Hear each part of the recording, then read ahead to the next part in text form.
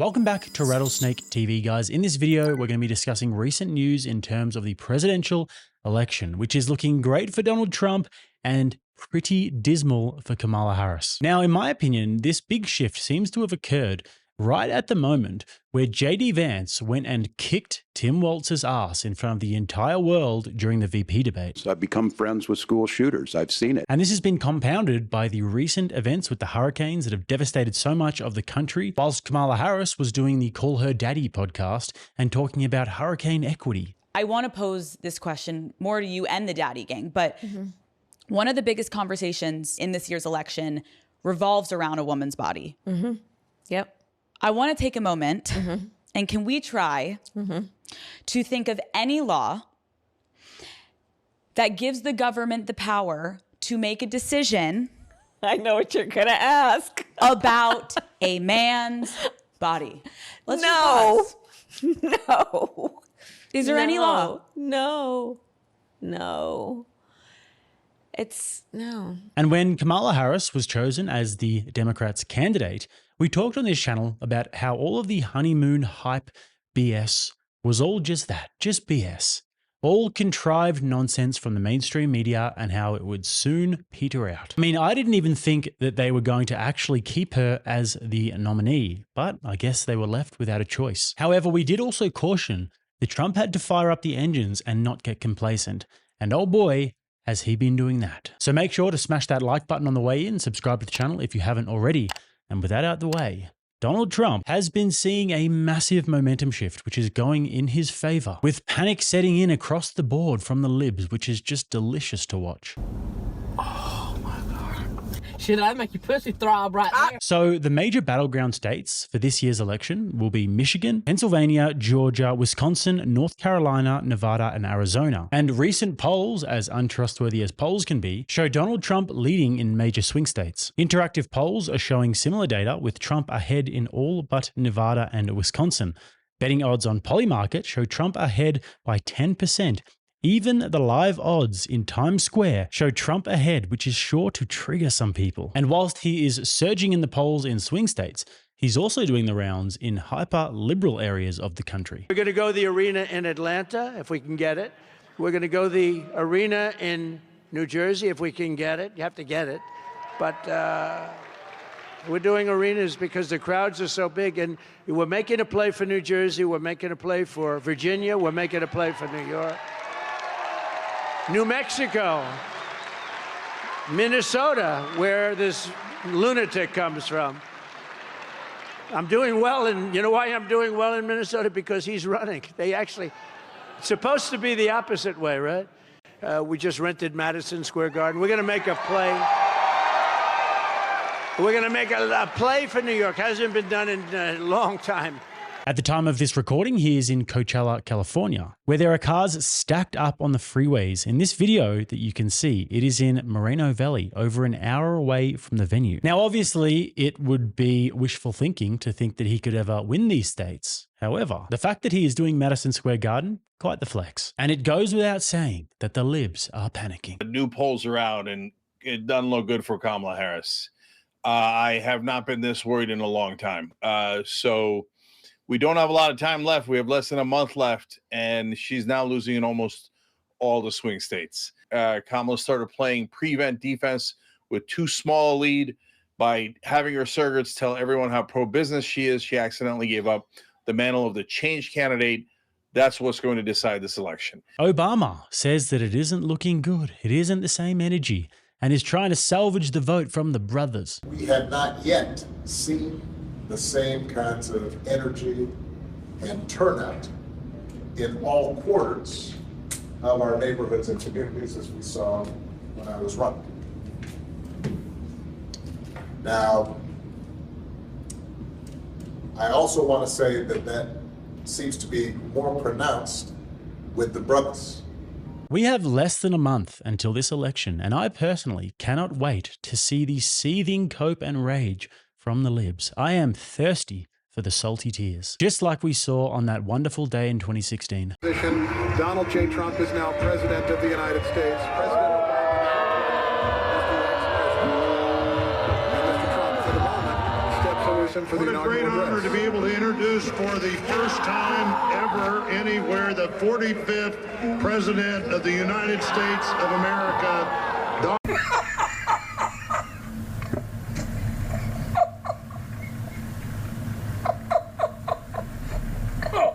Anyways, Trump is just killing it on all fronts on the campaign trail, which is such a relief for those of us who were hoping that he would bring the energy this time around. I was in Butler, Pennsylvania last week where the atmosphere was absolutely electric, and he has been on fire at his rallies where he's just having a field day with Kamala Harris. One of the most recent clips that's come out is around her saying that she worked at McDonald's. I worked at McDonald's. I was a student when I was working at McDonald's. There was not a family relying on me to pay the rent, put food on the table, and keep the bills paid by the end of the month. But the reality of McDonald's... She also said, I worked at McDonald's. It turned out she didn't work at McDonald's. Did anybody see that?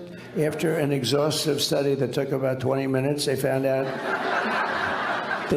she never worked. She is one of the, if not the most cringeworthy and disingenuous people we have ever seen in politics. And that says something. I mean, what kind of a human being could look at all of the fake accents that she does and not just have a physical, just cringe reaction? Hello to all my Divine Nine brothers and sisters. And to all my HBCU brothers and sisters. You better thank a union member for sick leave. You better thank a union member for paid leave.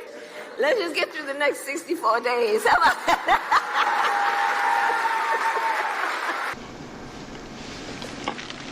Have empathy, man. Yes. For the suffering of other people. Have sense of purpose.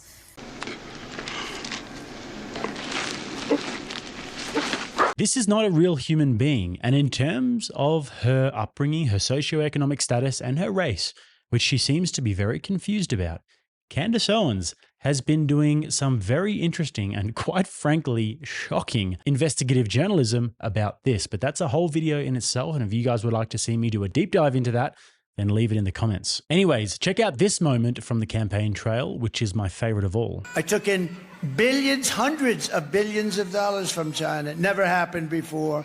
And don't let that baby bother you because it doesn't bother me. To me, it's that beautiful.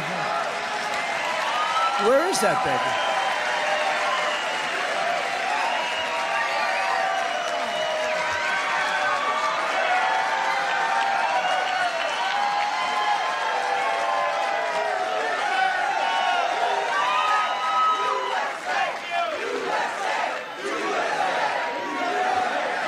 That's a good-looking baby.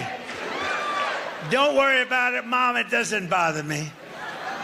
You know what it means? Happy, youthful, beautiful baby, perfect baby. Thank you. So that is wise grandpa sort of stuff. And in terms of the psychopath, narcissist, tyrant claims that always get thrown his way, it just doesn't really seem to match up. Donald Trump actually loves and appreciates life and family, and those sorts of moments are from the heart. Not to mention all of his kids and grandkids absolutely adore him, which for me is the mark of a high-value man, if we want to use that term. Regardless of any financial status, how much of a six-pack you have, how many followers on Instagram you have, the ultimate marker of a high-value man is a virtuous man whose family absolutely adores him. But now, the Kamala Harris campaign, as we've seen, is getting battered from all angles. But one of the places in which they are copying it the most is with men. Tim Walz was confronted about this. Your campaign has what some have called, and what the numbers do indicate, is a guy problem. But Barack Obama touched on this in his remarks in Pittsburgh last night. Donald Trump is making a broad and somewhat successful appeal to men across this country. Why do you suppose, sir, his overtures are landing? And what is your message to men, maybe especially to black men here in the greater Philadelphia area, that they should support your ticket? Yeah, well, first of all, I think it's because the policies are aimed at the middle class. Opportunities, whether it's home ownership, the ability to get good paying jobs, costs, making sure there's cost containment, and then understanding that we realize there's a place for everybody in this country. I wonder why this is. I wonder what it is that isn't just jumping out and just resonating with men. Well, let's have a look at Team Kamala's messaging to them. How I'm a man. I'm a man.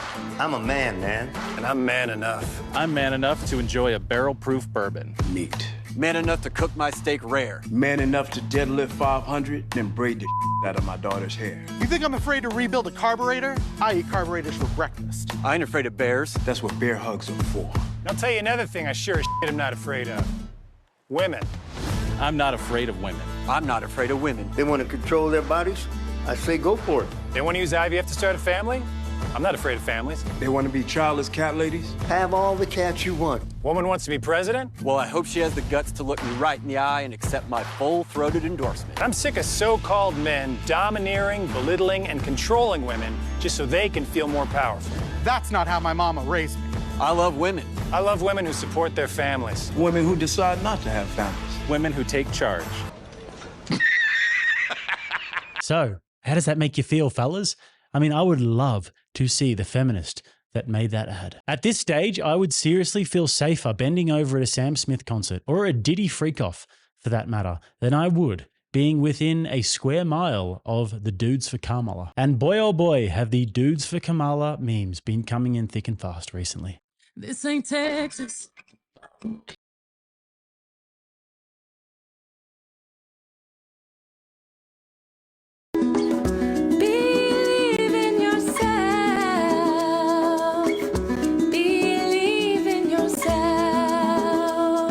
So on the topic of blokes voting for Kamala Harris, if you guys needed any more inspiration to vote for Donald Trump, just know that if you go and announce it publicly, you'll automatically trim the fat from your contact list. Check out this life hack. Should you cut off contact with family members just because they are voting for Donald Trump?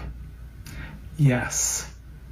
If so far they have not been able or willing to listen to compassion, to listen to kindness, to listen to you, or even to do their own research and discover that hatred's not the answer, that love and kindness is the answer. If they are unwilling to change, they must experience consequences, and you should not withhold those consequences from them. The consequence in this case would be they don't get your beautiful, loving, wonderful presence in their lives. It's over. And they are gone. Oh no, please don't cut me off. Who's going to groom all the kids when you're not around?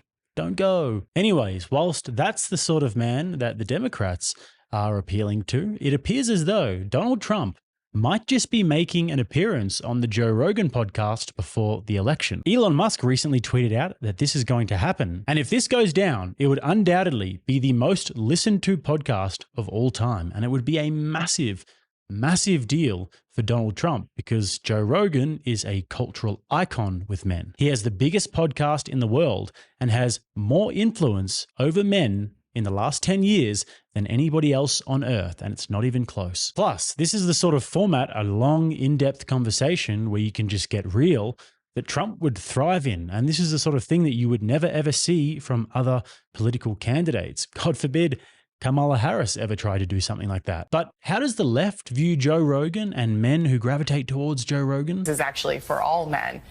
You know, I think men are in crisis, actually, in this country. I think that plays out different ways. And not all men are in crisis, of course. And not all men are just at home listening to Joe Rogan, being angry or being recruited to fascism. Some just need therapy, like we all do. I go to therapy, that's great. But I think we need to have a real conversation about that rather than allowing this kind of drift toward this faux masculinity that we see Donald Trump evincing. And what I see is... That's right, fellas. You're angry fascists who just need to go to therapy. I'm sure there are guys just lining up around the corner to get behind this messaging. Never mind self-improvement, exercise, martial arts, hunting, fascinating conversations with cool people, comedy, smoking cigars, and just hanging out with the boys and doing fun shit. Let's just stop all of that and go and sit with some Karen and unpack our toxic masculinity. Get in line, boys. So with that, guys, things are looking up. You can find my links below if you'd like to find me. If you don't mind smashing that like button, if you get value from this, subscribe to the channel if you haven't already. And also, if you'd like to watch another one, right here. Till next time, I'm Jake. This is RattlesnakeTV, keeping you armed and dangerous.